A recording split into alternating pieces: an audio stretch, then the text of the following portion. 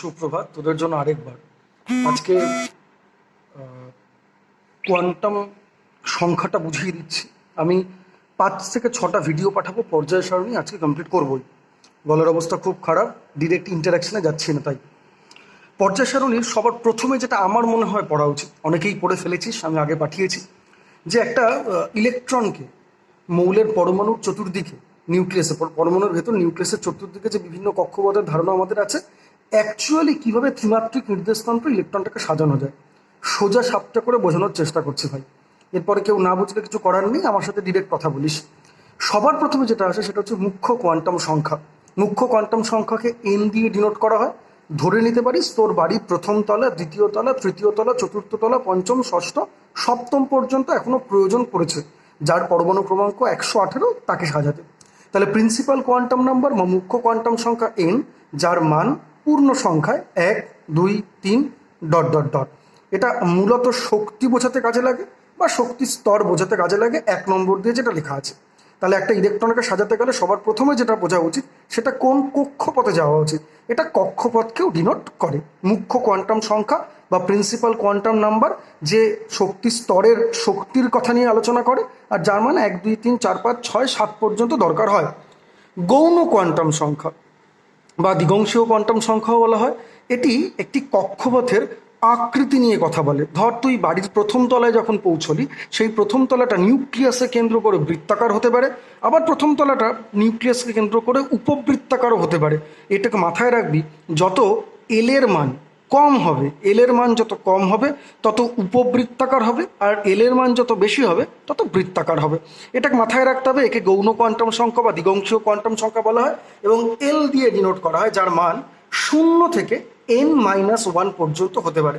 অর্থাৎ প্রথমে তুই এন ডিনোট করলি, এন ডিনোট করার পর এলের মানটা 0 থেকে n-1 পর্যন্ত হতে পারে। যেমন আমি এখানে দেখানোর চেষ্টা করেছি, এল যদি 0 হয়, এল ধর 0 হলো, অর্থাৎ n = 1, principal quantum number n = 1, সেক্ষেত্রে এল এর মান কত হবে? 0 থেকে n-1। তাহলে 0 আর n যেহেতু 1, 1 - 1 0 হয়, তাহলে 0। তাহলে এল এর মান 0 হলে একে এস উপকক্ষ বলা হয়। এস মাথায় রাখতে হবে, এল এর মান যত কম তত তার উপবৃত্তীয়তা, অর্থাৎ কেন্দ্র, একটা নির্দিষ্ট বিন্দুকে কেন্দ্র করে ছড়িয়ে যাওয়ার একটা প্রবণতা তার মধ্যে থাকবে, সে বৃত্তাকার হবে না। তাহলে ওখানে দেখানো হয়েছে, বোর্ডে দেখানো হয়েছে এটা, যে এল = যখন 0 তখন সেটাকে এস বা শার্প দিয়ে বোঝানো হয়। এল যখন 1 তখন সেটাকে পি দিয়ে ডিনোট করা হয়। এল যখন 2 তখন তাকে ডি দিয়ে ডিনোট করা হয়। এল যখন 3 তাকে এফ দিয়ে ডিনোট করা হয়। এরপরে চৌম্বকীয় কোয়ান্টাম সংখ্যা বা কক্ষক নামক একটা ত্রিমাত্রিক গঠনের চিন্তাভাবনা আসে। তাহলে আমি একটু উদাহরণে চলে আসি। ধর বাড়ির প্রথম তলায় তুই পৌঁছালি, দেখলি প্রথম তলাটা একটা নির্দিষ্ট বিন্দুকে কেন্দ্র করে বৃত্তাকারও আছে, আবার উপবৃত্তাকারও আছে। এবার মাথায় রাখতে হবে, সেই উপবৃত্তাকার যে উপকক্ষটা আছে, সেই উপকক্ষে আবার কটা ঘর থাকতে পারে, অর্থাৎ ত্রিমাত্রিক গঠন কেমন হতে পারে তার মান চৌম্বকীয় কোয়ান্টাম সংখ্যা দিয়ে বোঝানো হয়, যাকে ml দিয়ে ডিনোট করা হয়, যার মান -L থেকে +L পর্যন্ত থাকতে পারে। সোজাসাপটা ভাষায় একটা চৌম্বক ক্ষেত্র প্রয়োগ করলে এই উপকক্ষ আবার কতগুলো কক্ষকে ত্রিমাত্রিক গঠনে ভেঙে যায়। মানে সে উপবৃত্তাকারই হলো, কিন্তু তার যে ত্রিমাত্রিক গঠন সেটা আলাদা আলাদা তলে। তাহলে ml এর মান -L থেকে +L, মোট 2l+1টা হতে পারে।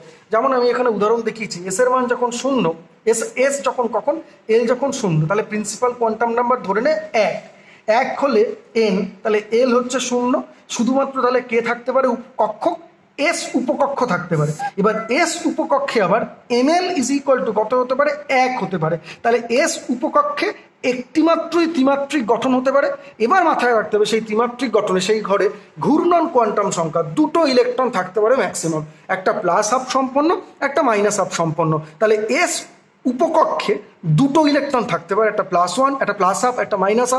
সেটা যদি পি হয়, পি অর্থাৎ এল = 1 কোনো কারণে, তাহলে ml হবে -1 থেকে +L, এক এক করে, -1, 0, +1। তাহলে -1-এ কটা ইলেকট্রন থাকতে পারে? 2টো, +12, -12। 0-তে কটা থাকতে পারবে? +12, -12। একে কটা থাকতে পারবে? +12, -12। তাহলে পি যে উপকক্ষটা আছে সেই উপকক্ষে মোট 6টা ইলেকট্রন থাকতে পারে, এবং ডি উপকক্ষে 5 দুগুণে 10টা, এবং এফ উপকক্ষে 7 দুগুণে 14টা ইলেকট্রন থাকতে পারে। তাহলে কোয়ান্টাম সংখ্যাগুলো বোঝার জন্য প্রথমে যেটা বুঝতে হবে, মুখ্য কোয়ান্টাম সংখ্যা এন, যেটা শক্তিস্তর বোঝায়, অর্থাৎ তলা, কক্ষপথ, মোদ্দা কথায় তারপর গৌণ কোয়ান্টাম সংখ্যা অর্থাৎ ওর ত্রিমাত্রিক নয়, উপকক্ষ অর্থাৎ তার আকৃতিটা কেমন হতে পারে, বৃত্তাকার না উপবৃত্তাকার। তাহলে সেই অনুযায়ী এই এল এর মানটা 0 থেকে n-1 পর্যন্ত হতে পারে। যদি এল 0 হয় তাহলে এস বলা, এল যখন 1 হয় তাকে পি বলে, এল যখন 2 হয় তখন তাকে ডি বলে, এল যখন 3 হয় তখন তাকে এফ বলে। এবার ত্রিমাত্রিক নির্দেশতন্ত্রে চৌম্বক ক্ষেত্র প্রয়োগ করলে এই উপকক্ষগুলি কোন তলে আছে, ধর এইরকম একটা তলে ঘুরছে, আবার এইরকম একটা তলে, আবার এইরকম একটা তলে ঘুরছে, তাহলে ত্রিমাত্রিক গঠন অনুযায়ী এমএল দিয়ে সেটাকে ডিনোট করা হয়, যার মান -L থেকে +L পর্যন্ত হতে পারে। টোটাল কত হলো 2l+1 গুলো। তাহলে ধরে নে n=2, ধর n=2, n=2 মানে এল এর মান কত হবে, 0 থেকে 2-1 দ্যাট ইজ 1, তাহলে 0 দিয়ে 1।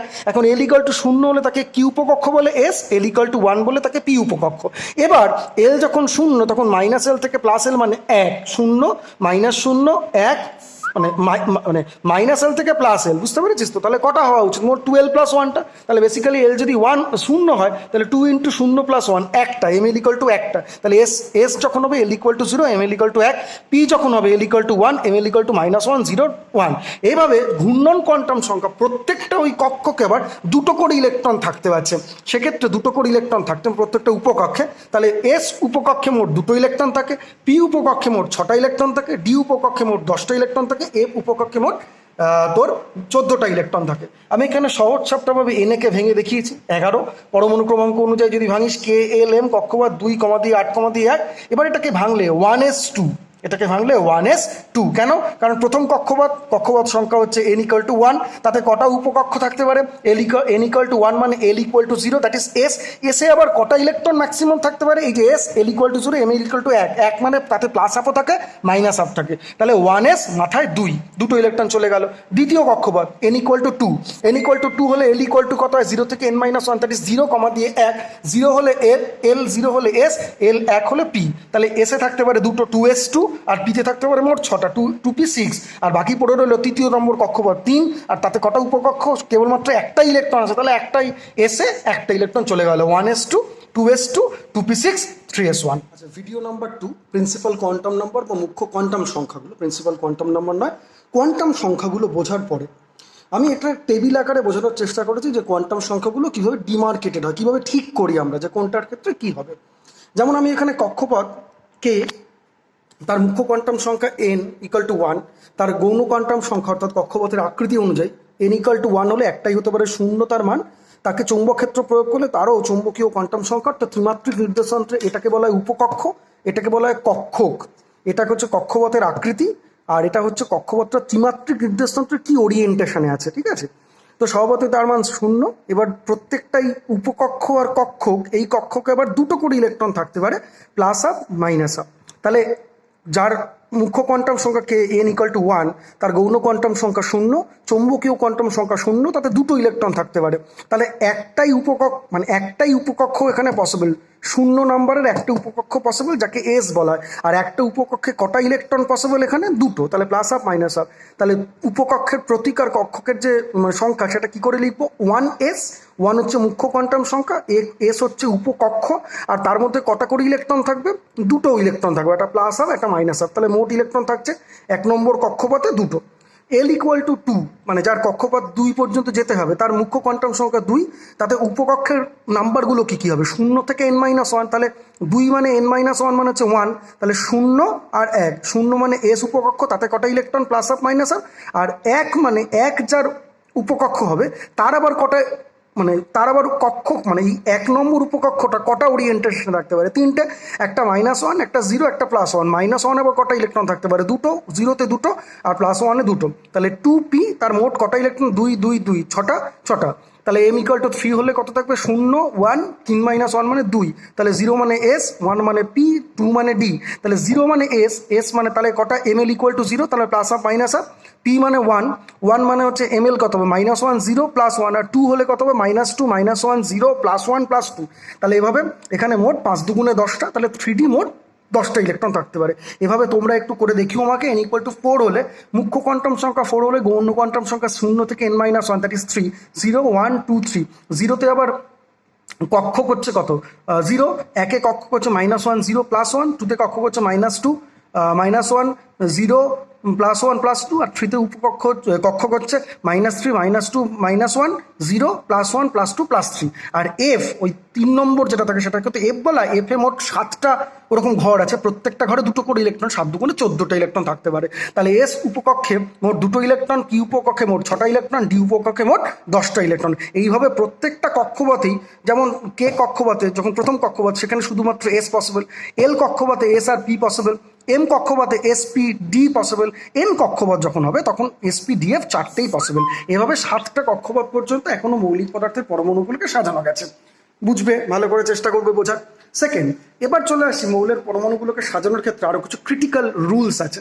যেমন খুব কঠিন করে বোঝার কোনো দরকার নেই, হুন্ডের মাল্টিপ্লিসিটি রুল। আমি উদাহরণ দিয়ে বুঝিয়ে দিই ভাই। ধরো অক্সিজেন, তার পরমাণু ক্রমাঙ্ক হচ্ছে 8। এবার এটাকে ভাঙবো কী করে? 8 তো আমরা জানি 2, 6। তাহলে প্রথম কক্ষপথ কত? 1 নম্বর। 1 নম্বরে কটা উপকক্ষ থাকতে পারে? একটা এস। এসে কটা ইলেকট্রন থাকতে পারে? একটাই ঘর আছে, +1 -1। তাহলে 1s2 চলে গেল। এবার 2 নম্বর কক্ষপথ। 2 নম্বর কক্ষপথে কে কে থাকতে পারে? একটা থাকতে পারে বৃত্তাকার, আর একটা থাকতে পারে একটু উপবৃত্তাকার। বৃত্তাকারটা হচ্ছে পি আর উপবৃত্তাকার হচ্ছে এস। তাহলে এসে আবার কটা ইলেকট্রন থাকতে পারে? 2টো, 2s2। পি এ মোট কটা ইলেকট্রন থাকতে পারে? মোট 6টা। এইবার এই 6টা যে ইলেকট্রন, তার মধ্যে দেখো 1s2 2s2 4টে চলে গেল, আর 4টে ইলেকট্রন পড়ে আছে। কিন্তু পি উপকক্ষে সাজাতে হবে এদের। এবার পি উপকক্ষের যে ওরিয়েন্টেশন হয় সেটা 3 রকম ওরিয়েন্টেশন, পিএক্স, পিওয়াই, পিজেড। কেমনভাবে ইলেকট্রনগুলো যায় 4টে একটু বুঝে নাও। প্রথমে আপস্পিন আপস্পিন আপস্পিন পরপর পরপর ঢুকে যায়। এরকম নয় যে আপ ডাউন, তাহলে আর এটার কোনো দরকার ছিল না। তাহলে প্রথমে 3টে ঘরে আলাদা আলাদাভাবে একটা একটা করে আপস্পিন আপস্পিন আপস্পিন ঢুকবে, মোট 4টে ইলেকট্রন। আরেকটা যে ইলেকট্রন পড়ে আছে সেটা প্রথম ঘরে ডাউন স্পিন আকারে ঢুকবে। এটা হুন্ডের মাল্টিপ্লিসিটি রুল। আউটবাউ প্রিন্সিপাল বা অফবাউ প্রিন্সিপাল এবং অর্ধপূর্ণ সম্পূর্ণরূপে ভর্তি উপকক্ষের সুস্থিতি খুব ক্রিটিক্যাল একটা ব্যাপার। সহজভাবে বোঝানোর চেষ্টা করছি ভাই। কতগুলো নিয়ম আছে, যেমন তেমন করে তুমি উপকক্ষগুলোকে সাজাতে পারো না। এখানে সুন্দর করে দেখিয়ে দিচ্ছি, দরকার হলে খাতায় লিখে নেবে, আগে ছবি দিয়েছিলাম ওটাও দেখে নেবে। 1s < 2s < 2p < 3s, মানে এইভাবেই শক্তি স্তরগুলো বা উপকক্ষগুলো সম্পূর্ণ হয়, ভর্তি হয়। তাহলে প্রথমে 1s, তারপর 2s, তারপর 2p, তারপর 3s, তারপর 3p, তারপর 4s, তারপর 3d। এরকম নয় যে 1s 2s 2p 3s 3p 3d 4s 4p 4d 4a 5s 5p 5d 5f, এরকম নয়। 1s, তারপর 2s, তারপর 2p, তারপর 3s, তারপর 3p, তারপর 3d না গিয়ে 4s এ যায়। 4s এর পরে 3d আসে, 3dর পরে 4p, 4pর পরে 4f না গিয়ে বা 4d না গিয়ে 5s আসে, 5s এর পরে ভর্তি হয় 4d, 4dর পরে ভর্তি হয় 5p অ্যান্ড সো অন। এইভাবে একটা নির্দিষ্ট সম্পর্ক আছে, সেই সম্পর্ক অনুযায়ী প্রথমে ইলেকট্রনগুলো ভর্তি হয়। আমি কিছু ক্রিটিক্যাল ডিস্ট্রিবিউশন দেখানোর চেষ্টা করছি। যেমন ফেরাস অর্থাৎ লোহা, তার একটা পরমাণু ক্রমাঙ্ক, একটা পরমাণু 26। তাহলে তাকে যদি সিম্পল ভাঙার চেষ্টা করি 2, দিয়ে 8, দিয়ে 8, দিয়ে 8, তাহলে তো শেষ কক্ষপথে 8টা ইলেকট্রন। তাহলে শেষ কক্ষপথে 8টা ইলেকট্রন থাকার ফলে এটাকে নিষ্ক্রিয় মৌল না, তাহলে তার ডিস্ট্রিবিউশনটা ভালো করে বোঝা উচিত। কেমন? দেখো 2টো ইলেকট্রন 1s2, 1 নম্বর কক্ষপথ এস উপকক্ষ, তাতে 2টো ইলেকট্রন +1 - চলে গেল, একটাই পসিবল, তাহলে 1s2। দ্বিতীয় নম্বর কক্ষপথ, তাতে দু ধরনের ঘর পসিবল, একটা এস একটা পি। এসে আবার 2টো ইলেকট্রন থাকতে পারে, তাহলে 2s2। পিতে আবার 3টে ঘরে 6টা ইলেকট্রন থাকতে পারে, তাহলে 2p6। তারপরে চলে গেল 3s2, তারপর চলে গেল 3p6, তাহলে 1s2 2s2 2p6 3s2 3p6। কটা গেল? 2 2 4 6 10 2 12 6 18, আরও মোট 8টা ইলেকট্রন পড়ে আছে। এইবার 3pর পরে কিন্তু সরাসরি 3dতে প্রথমে যায় না, যায় হচ্ছে 4s-এ। তোমরা এখানে দেখেই থাকবে 3pর পরে 4s-এ যায়। তাহলে 4s-এ ম্যাক্সিমাম কটা ইলেকট্রন? 2টো। আর কটা পড়ে রয়েছে? 6টা, তাহলে 6টা চলে গেল 3dতে। এখানে কিছু নিয়ম আছে, যেমন ডি উপকক্ষটা বিশেষ করে 4টা বা 9টা ইলেকট্রন থাকতে পারে না, 4টে বা 9টা ইলেকট্রন থাকতে পারে না। 4টে ইলেকট্রন থাকলে পরের কক্ষপথ থেকে একটা ইলেকট্রন এসে সেখানে 5টা করে অর্ধপূর্ণ, আর যদি 9টা ইলেকট্রন থাকে পরের উপকক্ষ থেকে একটা ইলেকট্রন এসে 9 + 1 10টা ইলেকট্রন করে। 4টে বা 5টা ইলেকট্রন নিয়ে থাকতে পারে না। দেখিয়ে দিচ্ছি। ক্রোমিয়াম, যার পরমাণু ক্রমাঙ্ক 24, ভুল ইলেকট্রন বিন্যাস কি লিখতে পারি? 1s2, 1 নম্বর কক্ষপথ এস উপকক্ষ 2টো ইলেকট্রন, 2 নম্বর কক্ষপথ এস উপকক্ষ 2টো ইলেকট্রন, 2 নম্বর কক্ষপথ পি উপকক্ষ মোট 3টে ঘর, 3 দুগুণে 6টা electron, 1s2 2s2 2p6 3s2 3p6। এইবার 4s2, 3pর পরে 4s 4s2, তাহলে 3dতে কত? 4টে চলে গেল, বাকি 4টেই পড়ে আছে। কিন্তু এখানে ডি উপকক্ষটা অর্ধপূর্ণ থাকতে পারে বা সম্পূর্ণ পূর্ণ থাকতে পারে, মানে 4 আর 9-এর ক্ষেত্রে এটা ব্যতিক্রম। 4টে ইলেকট্রন এখানে থাকবে না। এই 4s-এর থেকে একটা ইলেকট্রন 4-এ গিয়ে 5 করবে, আর 4s-এ এই দেখো 1s2 2s2 2p6 3s2 3p6 3d5 অর্থাৎ এস থেকে একটা চলে গেল, 3dটা পরেও লিখতে পারতে, অসুবিধা নেই। এস থেকে একটা ইলেকট্রন কমে গিয়ে ডিতে চলে গেল, ডিতে 4 5 1 5 করলো অর্ধপূর্ণ, 10টা থাকতে পারে, 5টা হচ্ছে অর্ধপূর্ণ। আর 4s1 এটা একমাত্র ডি এর ক্ষেত্রেই প্রযোজ্য, আর একমাত্র যখন 4টে বা 9টা ইলেকট্রন থাকে তখন সেটাকে 5টা বা 10টা করার ক্ষেত্রেই প্রযোজ্য, অন্য কোনো ক্ষেত্রে প্রযোজ্য নয়। আমি সিম্পল কিছু ইলেকট্রনিক ডিস্ট্রিবিউশন দেখিয়ে তোমাদের বোঝানোর চেষ্টা করছি। ক্লোরিন 17Cl35, তাহলে পরমাণু ক্রমাঙ্ক 17 হলে 2, দিয়ে 8, দিয়ে 7, সিম্পল ডিস্ট্রিবিউশন হচ্ছে 1s2 2s2 2p6 3s2 3p5। শেষ কক্ষপথটা কত? 3 নম্বর। আর তাতে মোট কতগুলো ইলেকট্রন থাকবে? 2টো এস উপকক্ষে থাকবে, 5টা পি উপকক্ষ। এই 5টার ক্ষেত্রেও নিয়ম হচ্ছে মোট 2 করে 3টে, 3 দুগুণে 6টা যেতে পারে। তাহলে প্রথমে আপ আপ আপ যাবে, তারপরে ডাউন ডাউন, টোটাল 5টা পিতে ঢুকবে। এরকম নয় যে আপ ডাউন আপ, এরকম নয়, আপ আপ আপ, তারপর আবার ঘুরে এসে ডাউন ডাউন, মোট 5টা পিতে যাবে। তাহলে শেষ কক্ষপথ সংখ্যা 3 আর শেষ কক্ষপথে ইলেকট্রন সংখ্যা 7, তাহলে এর যোজ্যতা হচ্ছে 7। আমি ভুল বললাম, যোজ্যতা কত? তাহলে তোমরা ভালো করেই জানো, 8 - এই শ্রেণী সংখ্যা। তাহলে স্বভাবতই 7 1, আর শেষ কক্ষপথ সংখ্যা হচ্ছে 3, তাহলে স্বভাবতই হচ্ছে এর পর্যায় সংখ্যাও কিন্তু 3 নম্বর হবে। সেটা দেখে নিতে পারবো পরে, ওটা নিয়ে চিন্তা নেই। 29 কপার অর্থাৎ ধাতব কপার, ধাতব কপারের ক্ষেত্রে 29টাকে কীভাবে ভাগ করবো দেখো। 1s2 2s2 2p6 3s2 3p6 3d10, এই যে 3d10 চলে গেল 10টা, সেখানে 4s1 4s2 কিন্তু হলো না, 3d9 হয়ে যেত। ওই 9টাকে 10 করার জন্য 4s1 3d10 মাথায় রাখবে। 30 Zn 1s2 2s2 3p6 3s2 3p6 4s2 3d10, তাহলে 30-এর ডিস্ট্রিবিউশন হচ্ছে। আমি শুধুমাত্র যেখানে ল্যান্থানাম পড়াবো, ল্যান্থানাম ষষ্ঠ শ্রেণীতে থাকে, ওই ল্যান্থানামের ক্ষেত্রে একটু 58 সিরিয়াম, এটাকে একটু বুঝিয়ে দেওয়ার চেষ্টা করি। 58টাকে ভাঙতে হবে, একটু কঠিন, দেখে নেবে। 1s2 2s2 2p6 3s2 3p6 4s2 3d10 4p6 5s2 4d10 5p6 6s2 4f2। তাহলে বেসিক্যালি শেষ কক্ষপথ সংখ্যা হচ্ছে 6 ও 6 নম্বর পর্যায়ে থাকবে। এটা একটু খাতায় লিখে নিয়ে বোঝার চেষ্টা করবে। এবার যেটা পর্যায় সারণী শুরু করতে হবে, 1827 সালে ডোবে রেইনার তার ল অফ ট্রাইডস 3টেকে নিয়ে কাছাকাছি থাকা লিথিয়াম আর পটাশিয়াম তার পারমাণবিক ভর বা পারমাণবিক গুরুত্বের গড় করলে তার সোডিয়ামের যে পারমাণবিক গুরুত্ব তার কাছাকাছি বেরোয়। তাহলে এই 3টে মৌলকে নিয়ে ভৌত ধর্মের এবং রাসায়নিক ধর্মের কিছু সাদৃশ্য উনি খুঁজে পেয়েছিলেন, কিন্তু এটা দিয়ে খুব বেশি দূর পর্যন্ত এগুলো যায়নি বলে এটাকে পরিত্যক্ত হয়েছে। 1864 সালে নিউটনের অষ্টক সূত্র ল অফ অক্টেভস, অর্থাৎ lithium beryllium boron carbon nitrogen oxygen fluorine 1 2 3 4 5 6 7, অষ্টম যে মৌল সোডিয়াম তাতে আবার ধর্মের সাদৃশ্য আছে। এরকম 8টা করে মৌলগুলি সাজানোর চেষ্টা করেছিলেন, কিন্তু পরবর্তীতে দেখা যাচ্ছে ভারী মৌলগুলোর ক্ষেত্রে এই নিয়মটা অতটা মান্যতা পায়নি, তাই এটাও পরিত্যক্ত হয়েছে। আচ্ছা, গুড আফটারনুন।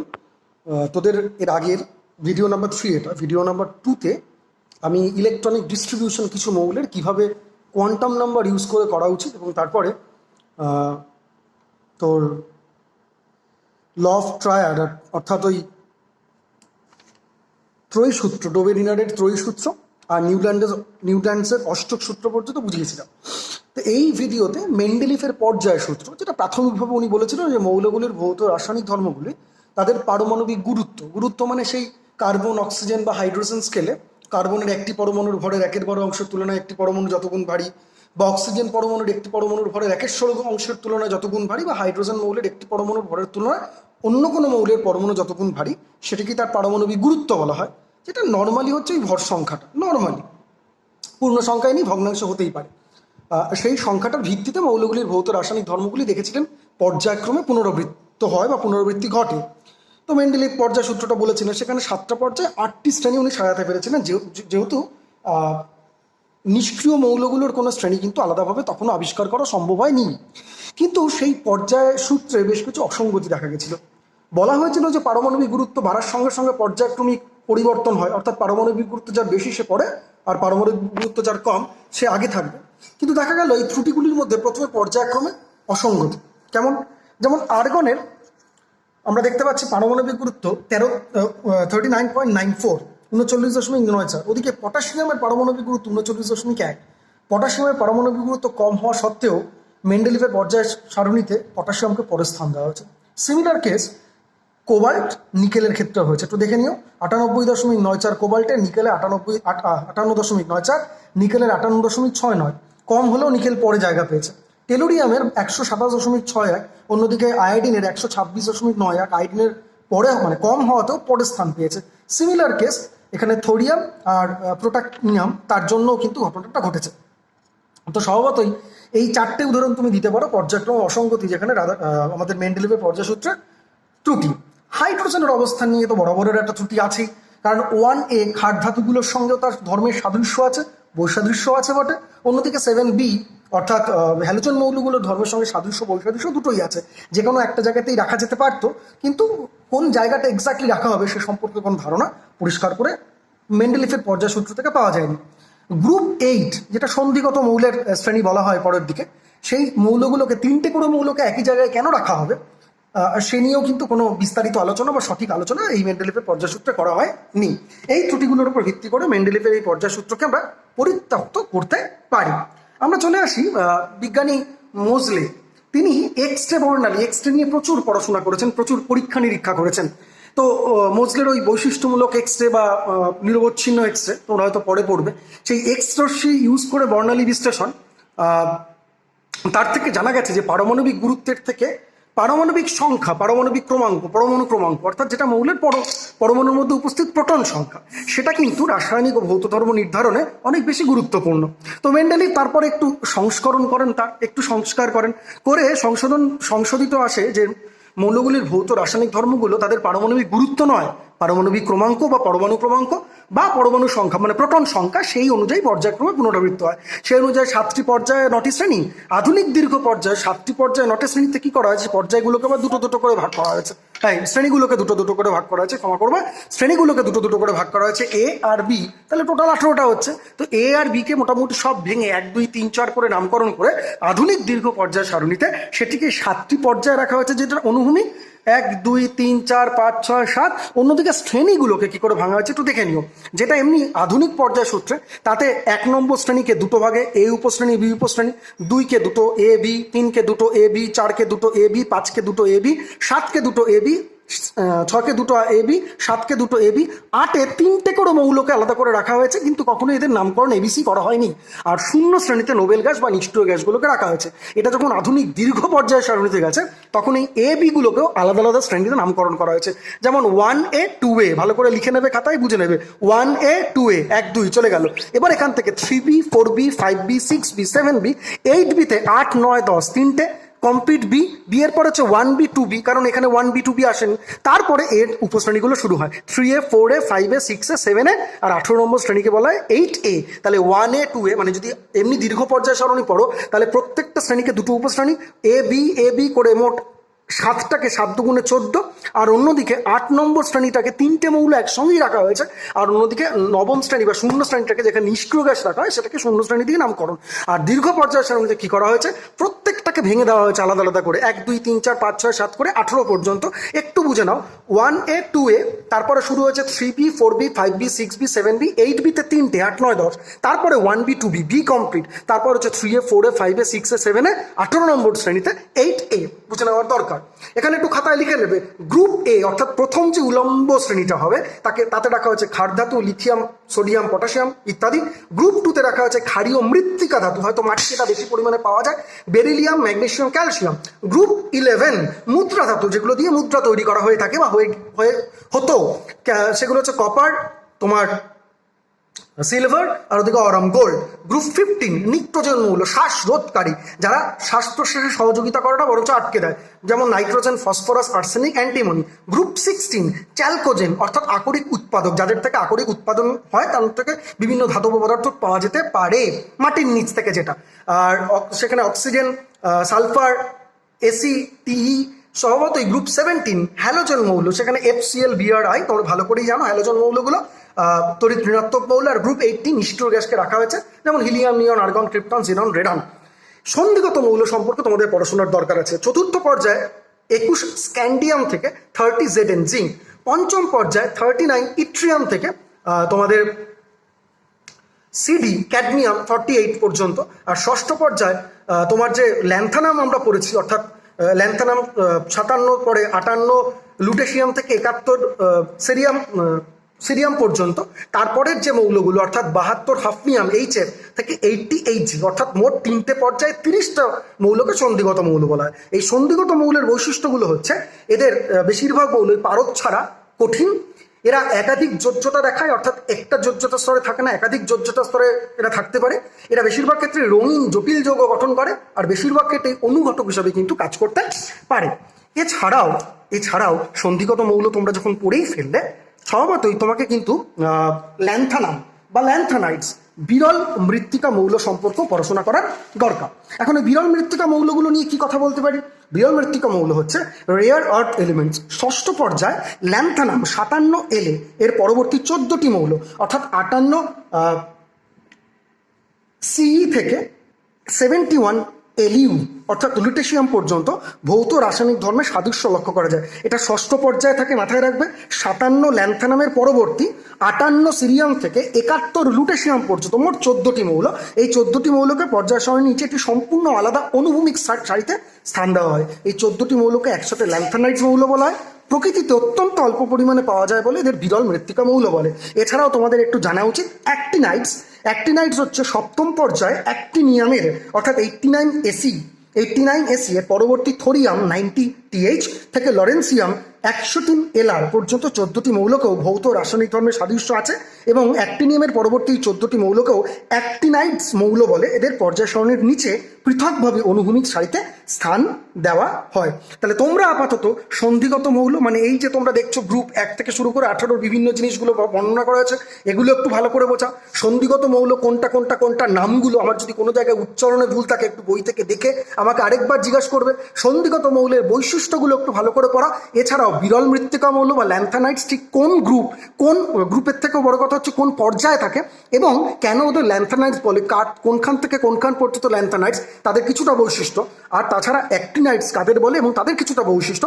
প্রাকৃতিক তেজস্ক্রিয় মৌল যেটা প্রকৃতিতে পাওয়া যায় সবচেয়ে বেশি ইউরেনিয়াম, তোমরা জানো।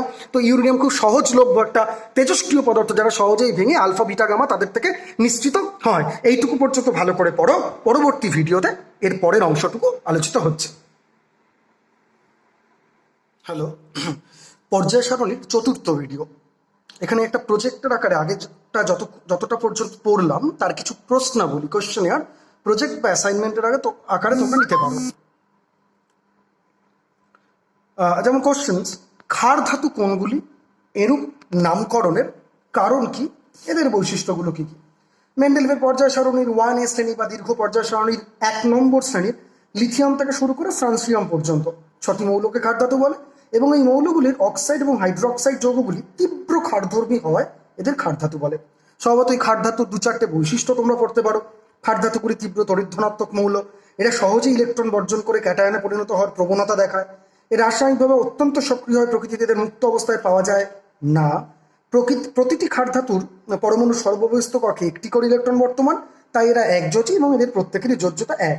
এছাড়া অনেক ধর্মই আছে। ক্ষার ধাতুগুলি উত্তম বিজারক পদার্থ। এদের বিজারণ ক্ষমতার ক্রম যদি তুমি ছোট থেকে বড় সাজাও, তাহলে lithium Na K Rb Cs, lithium Na K Rb Cs, ছোট থেকে বড় এদের বিজারক ধর্ম। ক্ষারীয় মৃত্তিকা ধাতু বলতে কি বোঝো? এদের নামকরণের কারণে কি বৈশিষ্ট্য? মেন্ডেলিফের পর্যায় সারণীর 2A শ্রেণী অথবা দীর্ঘ পর্যায় সারণীর 2 নম্বর শ্রেণীর বেরিলিয়াম B থেকে রেডিয়াম Ra ক্ষারীয় মৃত্তিকা ধাতু বলা হয়। এরূপ নামকরণের কারণ হলো অক্সাইড রূপে ভূত্বকে অবস্থান করে এবং জলের সঙ্গে বিক্রিয়ায় এরা ধাতব হাইড্রোক্সাইড গঠন করে, যা ক্ষার রূপে আচরণ করে। এদের বৈশিষ্ট্যগুলো কেমন হতে পারে? ক্ষারীয় মৃত্তিকা ধাতুগুলো তীব্র তড়িৎধনাত্মক, অর্থাৎ এরা ইলেকট্রন বর্জন করে ক্যাটায়নে পরিণত হওয়ার প্রবণতা দেখায়। এরা রাসায়নিকভাবে খুবই সক্রিয় হয়, প্রকৃতিতে এদের মুক্ত অবস্থায় পাওয়া যায় না। এদের পরমাণু সর্ববহিস্থ কক্ষে 2টি ইলেকট্রন বর্তমান, তাই এরা দ্বিযোজী অথবা এদের যোজ্যতা 2। আর এদের বিজারণ ধর্ম আছে। বিজারণ ধর্মের ক্রম হলো Be Mg Ca Sr Ba। এরা অক্সাইড রূপে ভূত্বকে অবস্থান করে এবং উপযুক্ত শর্তে জলের সঙ্গে বিক্রিয়া করে ক্ষারধর্মী হাইড্রোক্সাইড ও হাইড্রোজেন উৎপন্ন করে। হ্যালোজেন মৌল কোনগুলি? এদের এরূপ নামকরণের কারণ কি? মেন্ডেলিফের পর্যায় সারণীর 7B শ্রেণী অথবা দীর্ঘ পর্যায় সারণীর 17 নম্বর শ্রেণীর ফ্লুরিন, ক্লোরিন, ব্রোমিন, আয়োডিন, অ্যাস্টাডিন এই 5টি মৌলকে হ্যালোজেন মৌল বলে। হ্যালোজেন কথার অর্থ হলো সামুদ্রিক লবণ উৎপাদক। ক্লোরিন, ব্রোমিন, আয়োডিন এই 3টি মৌল দ্বারা গঠিত বিভিন্ন লবণ সমুদ্রের জলে পাওয়া যায়। আই রিপিট, হ্যালোজেন কথার অর্থ সামুদ্রিক লবণ উৎপাদক। তাই 17 নং শ্রেণীর 5টি মৌলের এরূপ নামকরণ করা হয়। হ্যালোজেন মৌলগুলোর বৈশিষ্ট্য আমরা পরেও কিছুটা আলোচনা করব। নিষ্ক্রিয় মৌল বা নোবেল গ্যাসগুলো কোনগুলো এবং এদের মধ্যে রাসায়নিকভাবে সবচেয়ে মানে কোনটি সবচেয়ে বেশি সক্রিয়। আগেই বলে রাখি রাসায়নিকভাবে জেনন সবচেয়ে সক্রিয়। আর মেন্ডেলিফের পর্যায় সারণীর পরিমার্জিত সংস্করণের 0 শ্রেণী বা দীর্ঘ পর্যায় সারণীর 18 নম্বর শ্রেণীতে অবস্থিত 6টি মৌল helium He, neon Ne, argon Ar, krypton Kr, xenon Xe, radon Rn কে নিষ্ক্রিয় মৌল বা নোবেল গ্যাস বলা হয়। এদের মধ্যে জেনন আগেই বলেছি নিষ্ক্রিয়ভাবে সবচেয়ে সক্রিয়। আর এদের যোজ্যতা শূন্য কারণ এরা স্বভাবতই রাসায়নিক বিক্রিয়ায় অংশগ্রহণ করে না। এই নিষ্ক্রিয় গ্যাসগুলি বিরল গ্যাসও বলা হয়। নিষ্ক্রিয় গ্যাসগুলিকে প্রকৃতিতে খুব কম পরিমাণে পাওয়া যায় এবং এদের নামকরণ এই কারণেই এরকম করা হয়েছে। শ্বেত মৌল কাদের বলা হয়, এরূপ নামকরণের কারণ কি? এই দীর্ঘ পর্যায় সারণীর বা মেন্ডেলেভের আধুনিক পর্যায় সারণীর সংশোধিত যে রূপ, পরিমার্জিত রূপ, ওই 0 শ্রেণীর নিষ্ক্রিয় মৌলগুলিকে হিলিয়াম, নিয়ন, আর্গন, ক্রিপ্টন, জেনন, রেডন শ্বেত মৌল বলা হয়। কারণ 1 নম্বর শ্রেণী আর 17 নম্বর শ্রেণী এই যে তীব্র তড়িৎ ঋণাত্মক আর তীব্র তড়িৎ ধনাত্মক মৌলগুলোর মধ্যে একটা সেতু হিসাবে কাজ করে, তাই সেতু মৌল। সন্ধিগত মৌল নিয়েও আমাদের আলোচনা হয়েছে। সন্ধিগত মৌলগুলো দীর্ঘ পর্যায় সারণীর 3 থেকে 12 নম্বর শ্রেণীতে উপস্থিত এবং চতুর্থ পর্যায়ভুক্ত Fe 8 নম্বর শ্রেণী, পঞ্চম পর্যায়ভুক্ত Ag 11 নম্বর শ্রেণী ইত্যাদি। এবং সন্ধিগত মৌলেরও কিছু বৈশিষ্ট্য আমরা ইতিমধ্যেই পড়েছি। আর একটু বলে দিই, সন্ধিগত মৌলের প্রধান বৈশিষ্ট্যগুলি হলো মার্কারি অর্থাৎ পারদ, তরল ধাতু ছাড়া সমস্ত সন্ধিগত মৌলগুলি কঠিন ধাতু। অধিকাংশ সন্ধিগত মৌলগুলি একাধিক যোজ্যতা প্রদর্শন করে। সন্ধিগত মৌলগুলি রঙিন জটিল যৌগ গঠন করতে পারে। আর বহু সংখ্যক সন্ধিগত মৌল ও তাদের যৌগ অনুঘটক হিসেবে কাজ করে। এছাড়াও আছে বিরল মৃত্তিকা মৌল বা ল্যান্থানাইটস। আমরা আগেই করেছি ষষ্ঠ পর্যায় ল্যান্থানামের 57 এলে এর পরবর্তী 14টি মৌল সিরিয়াম Ce 58 থেকে লুটেশিয়াম 71 এলিউ ভৌত রাসায়নিক ধর্মের সাদৃশ্য লক্ষ্য করা যায়। এই 14টি মৌলকে পর্যায় সারণীর নিচে একটি সম্পূর্ণ আলাদা অনুভূমিক সারিতে স্থান দেওয়া হয়েছে। এই 14টি মৌলকে একসঙ্গে ল্যান্থানাইটস মৌল বলা হয়। প্রকৃতিতে অত্যন্ত অল্প পরিমাণে পাওয়া যায় বলেই এদের বিরল মৃত্তিকা মৌল বলে। এছাড়াও অ্যাক্টিনাইটস মৌল তোমাদের পড়তে হবে। সপ্তম পর্যায়ে অ্যাক্টিনিয়ামের 89 Ac পরবর্তী থোরিয়াম 90 TH থেকে লোরেন্সিয়াম 103 LR পর্যন্ত 14টি মৌলকেও ভৌত রাসায়নিক ধর্মের সাদৃশ্য থাকায় এদের একটা পর্যায় সারণী আলাদাভাবে একটা নিচে পৃথক অনুভূমিক সারিতে স্থান দেওয়া হয়। এদের অ্যাক্টিনাইটস বলা হয়, অ্যাক্টিনিয়ামের পরবর্তী, তাই অ্যাক্টিনাইটস। এছাড়াও আমরা কি পড়তে পারি? আদর্শ মৌল কাদের বলা হয় তোমরা একটু জেনে নিতে পারো। আদর্শ মৌল বেসিক্যালি ওই গ্রুপ ওয়ান তাহলে দীর্ঘ পর্যায় সারণীর 1, 2 শ্রেণী এবং 13 থেকে 17 নম্বর শ্রেণীগুলোকেই আদর্শ মৌল বলা হয়। এদের প্রতিনিধি মৌল বলা হয়। এদের যোজ্যতা একটি মাত্র যোজ্যতা থাকে 1, আর মানে একটি যোজ্যতা থাকে 1, 2, একাধিক যোজ্যতা থাকে না। আদর্শ মৌল দ্বারা গঠিত যৌগগুলি মূলত বর্ণহীন হয়। আর আদর্শ মৌলগুলি ধাতু, অধাতু, ধাতুকল্প 3 ধরনের হয়। এছাড়াও আমাদের আছে নিক্টোজেন মৌল। আমরা জানি 5B অথবা 15 নম্বর শ্রেণীতে অবস্থিত। Nitrogen, phosphorus, arsenic, antimony. Pnictogen কথাটি গ্রুপ শব্দ নিকোজেন্স থেকে নেওয়া, যার অর্থ শ্বাসরুদ্ধকারী অবস্থা। আর চ্যালকোজেন মৌল 16 নম্বর শ্রেণী বা মেন্ডেলেভের পর্যায় সারণীর 6B oxygen, sulphur, selenium Ac আর টেলুরিয়াম Te ও পোলোনিয়াম PO মৌলগুলিকে চ্যালকোজেন বলা হয়। চ্যালকোজেন কথাটির অর্থ হচ্ছে আকরিক গঠনকারী। তোমরা ভালো করে এই ধাতুকল্প জানো, যাদের মধ্যে ধাতু অধাতু উভয় ধর্মই বর্তমান। Silicon Si, arsenic As, antimony Sb প্রভৃতি যৌগগুলি হলো ধাতুকল্পের উদাহরণ। বরধাতু এবং অবর ধাতু নিয়েও আমাদের একটু পড়াশোনা করতে হবে। বরধাতু আর অবর ধাতু। বরধাতু মুক্ত অবস্থায় পাওয়া যায় কিন্তু সক্রিয় নয়। প্লাটিনাম, অরাম মানে গোল্ড প্রকৃতিতে মুক্ত অবস্থায় পাওয়া যায় কিন্তু এরা ততোধিক সক্রিয় নয়। অবর ধাতু প্রকৃতিতে মুক্ত অবস্থায় পাওয়া যায় না, যৌগিক অবস্থায় পাওয়া যায় কিন্তু অতি সক্রিয় এরা। যেমন সোডিয়াম, ক্যালসিয়াম, জিঙ্ক। ইউরেনিয়ামোত্তর মৌল 93 নেপচুনিয়াম, 94 তোমরা ইউরেনিয়ামোত্তর মানে ইউরেনিয়ামের পরে পাওয়া যায় প্লুটোনিয়াম 94 Pu এবং অ্যামেরেশিয়াম হচ্ছে 95 Am। এদের ইউরেনিয়ামোত্তর, ইউরেনিয়ামের পরে কৃত্রিম উপায় পরীক্ষাগারে এদের তৈরি করা হয়েছে, সিনথেসিস করা হয়েছে, তাই এদের ইউরেনিয়ামোত্তর মৌল বলে। তাহলে স্টার্টিং ফ্রম ক্ষার ধাতু, ক্ষারীয় মৃত্তিকা ধাতু, হ্যালোজেন মৌল, নিষ্ক্রিয় মৌল, সন্ধিগত মৌল, শ্বেত মৌল, বিরল মৃত্তিকা মৌল, আদর্শ মৌল, নিক্টোজেন, চ্যালকোজেন, এদিকে হচ্ছে বরধাতু, অবরধাতু, ধাতুকল্প, ইউরেনিয়ামোত্তর মৌল। এবং হাইড্রোজেনের স্থান নিয়ে বিতর্ক। হাইড্রোজেনকে ভালো করে এটা লিখে নিতে পারো খাতায়, দেখে আমি ভিডিওটা দিয়ে দিচ্ছি। গ্রুপ 1 এর অর্থাৎ ক্ষার ধাতুগুলোর সঙ্গে সাদৃশ্য তড়িৎ ধনাত্মক H+, হাইড্রোজেনও তীব্র তড়িৎ ধনাত্মক, ক্ষার ধাতুগুলোও তীব্র তড়িৎ ধনাত্মক। ক্ষার ধাতুগুলো একটা ইলেকট্রন ত্যাগ করে ক্যাটায়নে পরিণত হয়, হাইড্রোজেনও একটা ইলেকট্রন পরিত্যাগ করে বেশিরভাগ সময় H+ ক্যাটায়ন রূপে অবস্থান করে। ক্ষার ধাতুগুলোর যোজ্যতা 1, এদের পরমাণু ক্রমাঙ্ক Z=1 সাধারণ হাইড্রোজেনের ক্ষেত্রে, এরও কিন্তু যোজ্যতা 1। অক্সিজেনের সঙ্গে ক্ষার ধাতুগুলো যুক্ত হয়ে অক্সাইড গঠন করে, ক্ষারীয় অক্সাইড। হাইড্রোজেনও কিন্তু অক্সিজেনের সাথে যুক্ত হয়ে অক্সাইড গঠন করে। বৈসাদৃশ্য হচ্ছে সাধারণত ক্ষার ধাতুগুলি কঠিন অবস্থায় থাকে, কিন্তু হাইড্রোজেন স্বাভাবিক অবস্থায় সাধারণ উষ্ণতায় গ্যাসীয়। ক্ষার ধাতুগুলি এক পরমাণু, কিন্তু হাইড্রোজেন সাধারণ অবস্থায় প্রকৃতিতে দ্বিপরমাণুক অবস্থায় থাকে। ক্ষার ধাতুগুলি ধাতব মৌল, হাইড্রোজেন কিন্তু অধাতব গ্যাসীয় মৌল। ক্ষার ধাতুগুলি তড়িৎ ধনাত্মক মৌল, একটা ইলেকট্রন ত্যাগ করে সবসময় ক্যাটায়ন ফর্ম করে, কিন্তু হাইড্রোজেন ওই ক্ষার ধাতুগুলোর সঙ্গে বিক্রিয়া করে অনেক সময় H- আয়ন অর্থাৎ অ্যানায়নও প্রস্তুত করতে পারে। তোমরা দেখে নাও, লিখে নিতে পারো, আমি একটু ধরে রাখছি যে গ্রুপ 1 অর্থাৎ ক্ষার ধাতুগুলির সঙ্গে সাদৃশ্য আর তার সঙ্গে বৈসাদৃশ্য চারটি করে বলা আছে। এই কারণে ওকে গ্রুপ 1-এ রাখাও যেতে পারে, আবার নাও রাখা যেতে পারে। সিমিলারলি গ্রুপ 17 অর্থাৎ হ্যালোজেন মৌলগুলোর সঙ্গে সাদৃশ্য। হ্যালোজেন মৌলগুলোর মতো যোজ্যতা মূলত 1, দ্বিপরমাণু হ্যালোজেন মৌলগুলো, হাইড্রোজেনও তাই, F2Cl2Br2-র মতো, হাইড্রোজেনও H2। এছাড়াও হ্যালোজেন মৌলগুলোর মতন অধাতবও বটে। বৈসাদৃশ্য কি? FCl-Bri তীব্র তড়িৎ ঋণাত্মক, হাইড্রোজেন কিন্তু তীব্র তড়িৎ ধনাত্মক মৌলই বটে। হাইড্রোজেন শুধুমাত্রই গ্যাসীয়, অন্যদিকে হ্যালোজেনগুলো গ্যাসীয় কঠিন অবস্থায় তরল অবস্থায় থাকতে পারে। এছাড়া হাইড্রোজেন বিজারক, কিন্তু আমাদের যে হ্যালোজেন মৌলগুলো আছে তারা কিন্তু জারক। তাহলে স্বভাবতই তোমাদের যে অ্যাসাইনমেন্ট আমি দিলাম, এই প্রশ্নগুলো ভালো করে দেখে নাও, এবং এই প্রশ্নগুলো সেখানে হাইড্রোজেনকে কেন দুষ্ট মৌল বলা হয়, কেন দুটো শ্রেণীতেই তাকে রাখা যায়, এই কারণেই দুষ্ট মৌল বলা হয়, একটু ভালো করে লিখে নিয়ে খাতায় মুখস্থ করে আমাকে কিন্তু পুরো ভালো করে প্রস্তুত করে দিও। নেক্সট যে ভিডিওটা আসবে সেটা সম্ভবত পর্যায় সারণীর লাস্ট ভিডিও, তোমরা ভালো করে খেয়াল করো, এবং আজকে পর্যায় সারণী কমপ্লিট করা হবে। হ্যালো, শেষ ভিডিও পর্যায় সারণী।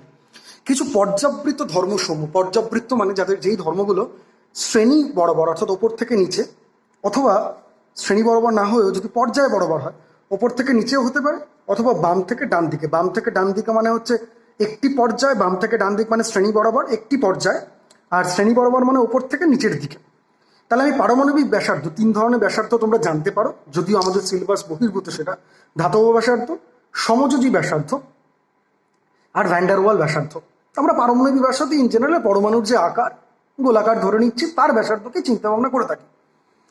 সেটা পর্যায় বরাবর তোমরা দেখতে পাচ্ছ 1 থেকে 17 নম্বর, যে 1 2 3 4 5 6 7 8 করে 17 পর্যন্ত, এই একটি পর্যায় মানে 1 নম্বর 2 নম্বর 3 নম্বর 4 নম্বর করে 7টি পর্যায় বরাবর বাম থেকে ডান দিকে গেলে পারমাণবিক ব্যাসার্ধ হ্রাস পায়। কারণ শেষ কক্ষপথে ইলেকট্রনের সংখ্যা বৃদ্ধি পায়, তারা পরস্পরকে নিউক্লিয়াস আকর্ষণ করে, এবং স্বভাবতই একটা কক্ষপথের মধ্যে থাকার ফলে এর আকার হ্রাস পায়। যদিও 17 থেকে 18 নম্বর অর্থাৎ নিষ্ক্রিয় গ্যাসগুলোতে গেলে কিন্তু আবার আকার বৃদ্ধি পায়, ওটা এখন আলোচনা বহির্ভূত। আবার একই শ্রেণী বরাবর যখন উপর থেকে নিচের দিকে নামছি, পারমাণবিক ব্যাসার্ধ বৃদ্ধি পাচ্ছে। এখানে পরিষ্কার করে লেখা আছে, তোমরা দেখে নিও। কারণ কি সেই অর্থে আমাদের আসে না, তোমাদের দিয়ে দেবে মৌলগুলোর নাম, এবং হয় ঊর্ধ্বক্রম মানে ক্রমশ বাড়ছে ছোট থেকে বড়, আর অধক্রম মানে হচ্ছে বড় থেকে ছোট। ঊর্ধ্বক্রম মানে ছোট থেকে বড়, আর অধক্রম মানে হচ্ছে বড় থেকে ছোট। তোমরা এর উপর একটা প্রজেক্ট করতে পারো, ক্রম হ্রাসমান পরমাণুর আকার অনুযায়ী সাজাও। ক্রম হ্রাস মানে অধক্রম, ক্রমশ কমছে। কি আছে? OCFLi, BrFICl। অ্যাপ্রোচটা কি করে করতে হয়? যে মৌলগুলোর পরমাণু দেওয়া আছে তাদের পরমাণু ক্রমাঙ্কগুলো একটু জানতে হয়, যদি দেওয়া থাকে খুব ভালো, না দেওয়া থাকলে জানতে হয়। সাধারণত আগের বছর থেকে এবছরের মাধ্যমিক থেকে দেওয়া থাকছে। তার ইলেকট্রন ডিস্ট্রিবিউশনগুলো একটু ভাবা, এবং ভেবে নেওয়া তাদের কোন পর্যায়ে কোন শ্রেণী। স্বাভাবিক নিয়ম অনুযায়ী শেষ কক্ষপথে যে কটা ইলেকট্রন থাকে শ্রেণী সংখ্যা সেটা, 2-এর অধিক হলে 10+2, এমনি সাধারণ নিয়ম অনুযায়ী সেটাই। আর যে কটা কক্ষপথ লাগছে সেটা হচ্ছে পর্যায় সংখ্যা। তাহলে তোমরা এই প্রজেক্টটা করে আমাকে দেখাতে পারো। আয়নন শক্তি বলতে কি বোঝো, এর একক কি? তোমরা আয়নন শক্তিটা একটু বুঝে নাও। যদি স্বাভাবিক সংজ্ঞা অনুযায়ী বোঝার চেষ্টা করি যে আয়নন শক্তিটা কি, কোনো মৌলের একটি পরমাণু কিভাবে আয়নিত হয়, শেষ কক্ষপথ থেকে সবচেয়ে আলগাভাবে আবদ্ধ, এবং সেটা এক্সাইটেড নয়, গ্রাউন্ড স্টেটে, সেটাকে পুরোপুরি বিচ্ছিন্ন করে নিতে হবে। সংজ্ঞাটা বলছে, যদি আমি আয়নন শক্তি বা আয়নাইজেশন শক্তি বা আয়নাইজেশন বিভবের সংজ্ঞাটা বলি, বলছে ভূমিস্তরে বা সর্বনিম্ন শক্তি স্তরে থাকা কোনো মৌলের একটি বিচ্ছিন্ন গ্যাসীয় পরমাণু থেকে তার যোজ্যতা কক্ষের সবচেয়ে আলগাভাবে আবদ্ধ ইলেকট্রনটিকে অপসারিত করে, অর্থাৎ বের করে দিয়ে পরমাণুটিকে এক একক ধনাত্মক আধান বিশিষ্ট আয়নে পরিণত করার জন্য যে ন্যূনতম শক্তির প্রয়োজন হয় তাকে এই মৌলের আয়নন শক্তি বা আয়নাইজেশন শক্তি বলা হয়। তাহলে সোজাসাপটা কথা, সেই মৌলের সর্ববহিস্থ কক্ষ থেকে একটা ইলেকট্রনকে বের করে নিতে হবে। মাথায় রাখতে হবে ওই পরমাণুটা গ্রাউন্ড স্টেটে যাতে থাকে, এক্সাইটেড স্টেটে না থাকে। ন্যূনতম যে শক্তির প্রয়োজন, তাহলে যে সর্ববহিস্থ কক্ষ থেকে সহজ ইলেকট্রন ছাড়তে পারবে তার আয়নন শক্তি বেশি হবে। এর আয়নন শক্তির সাধারণত একক হয় কিলো ক্যালোরি পার মোল, কিলোগ্রাম পার মোল বা কিলো জুল পার মোল, অথবা ইলেকট্রন ভোল্ট পার পরমাণু এককেও প্রকাশ করা যেতে পারে। তোমরা এখানেও প্রজেক্ট করতে পারো, দেখতে পারো যে 1 থেকে 18 নম্বর শ্রেণী বরাবর যদি একটি নির্দিষ্ট পর্যায়ে আমরা বাম থেকে ডান দিকে যাই, বাম থেকে ডান দিকে, তাহলে এই আয়নন বিভব বা আয়নন শক্তি বৃদ্ধি পায়। 18 নম্বর মৌলগুলোর ক্ষেত্রে এটা সর্বাধিক, কারণ ইলেকট্রনকে বর্জন করা বা ইলেকট্রন ওখান থেকে বের করে আনাটার জন্য সবচেয়ে বেশি শক্তি লাগে। আর একই শ্রেণী বরাবর 1 থেকে 7 যদি নিচের দিকে নামি উপর থেকে, এই আয়নন শক্তি ক্রমশ হ্রাস পায়, কারণ ধাতব মৌলে পরিণত হয়, শেষ কক্ষপথে কম সংখ্যক ইলেকট্রন বের করে আনাটা ইজিয়ার। তোমরা প্রজেক্ট অনুযায়ী করতে পারো। এই আয়নন শক্তি সংজ্ঞাটা ভালো করে পড়লে, এককটা পড়লে মুখস্থ করে আমাকে দিতে পারো। ঊর্ধ্বক্রমে সাজা, অর্থাৎ ছোট থেকে বড়, ও অর্থাৎ অক্সিজেন, নিয়ন এনই এবং ফ্লুরিন এফ, এছাড়াও আছে MG CF, beryllium BA BE এবং বেরিয়াম বিএ। ঊর্ধ্বক্রম মানে ছোট থেকে বড়, আয়নন শক্তি অনুযায়ী সাজা।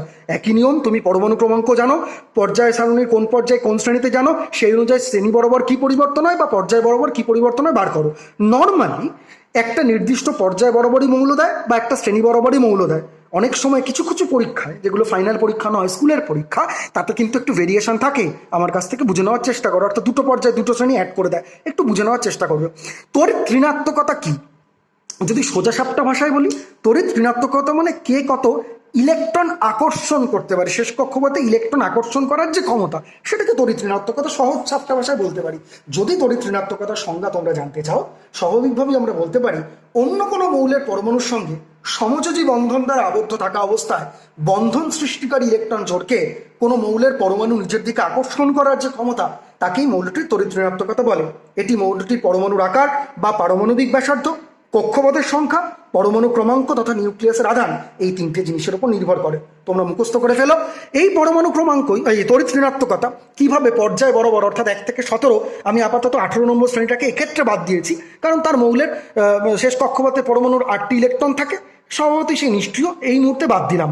পর্যায় বরাবর 1 থেকে 17, অর্থাৎ বাম থেকে ডান দিকে গেলে এই তড়িৎ ঋণাত্মকতা বাড়ে, কারণ ইলেকট্রন গ্রহণ করার ক্ষমতা বৃদ্ধি পায়, ইলেকট্রনকে আকর্ষণ করার ক্ষমতা বৃদ্ধি পায়, অধাতব মৌলে পরিণত হয়, জারণ ক্ষমতা বৃদ্ধি পায়। আর শ্রেণী বরাবর ওপর থেকে নিচে, অর্থাৎ 1 থেকে 7 নামলে এই তড়িৎ ঋণাত্মকতা কমে, তড়িৎ ধনাত্মকতা বাড়ে, ধাতব ধর্ম বাড়ে, জারণ ক্ষমতা কমে, বিজারণ ক্ষমতা বাড়ে।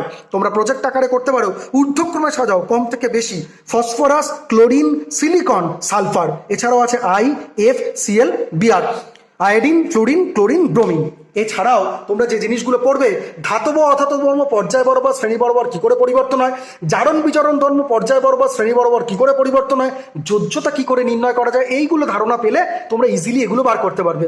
তোমরা একটা বাড়ির কাজ করতে পারো, make a video on periodic table of approximately 7 minutes. Representation of periodic table বলে তুমি পয়েন্টগুলো তুলে তুলে তুমি কি পড়লে সেটা হোয়াইট বোর্ডে হোক বা খাতায় হোক আমাকে পাঠাতে পারো।